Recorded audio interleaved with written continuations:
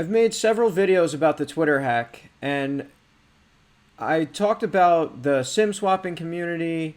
I talked about OG handles. I talked about the motivations of a hacker that would carry out this attack. And surprisingly, or not, this attack was carried out by a 17-year-old boy from Florida. And when you put all these pieces together, it's not very surprising. It makes a lot of sense. And I'll explain that in a second. But before I do, please click like on this video and subscribe to my channel. So why would this be done by a 17-year-old?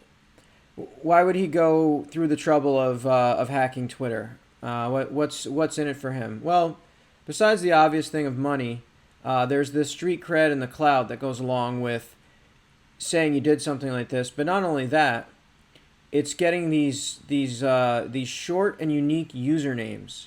That's the thing that was of utmost importance, and what really attracted this 17-year-old boy to take part and orchestrate this attack on Twitter. These usernames, in this case, they were as simple as like at the letter L or at the letter W or at drug. I think he got his hands on about 10 or so of them and was selling them the day of the hack. He was skilled at what he did. I mean, he was able to go unnoticed in the network. He was a pretty smart 17-year-old.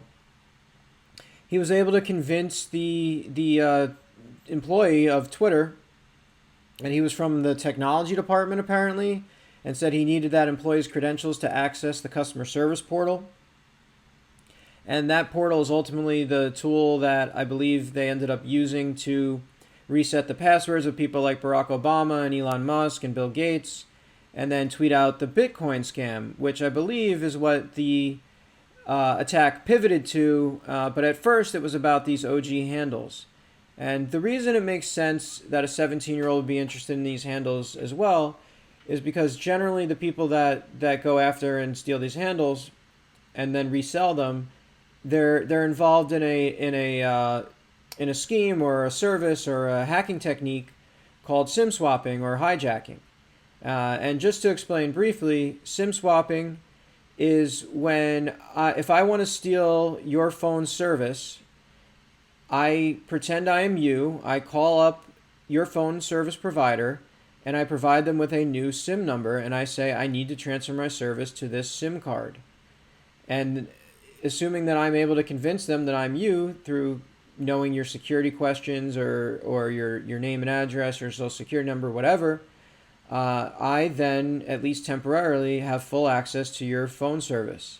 So any new texts or phone calls that come in, I have access to.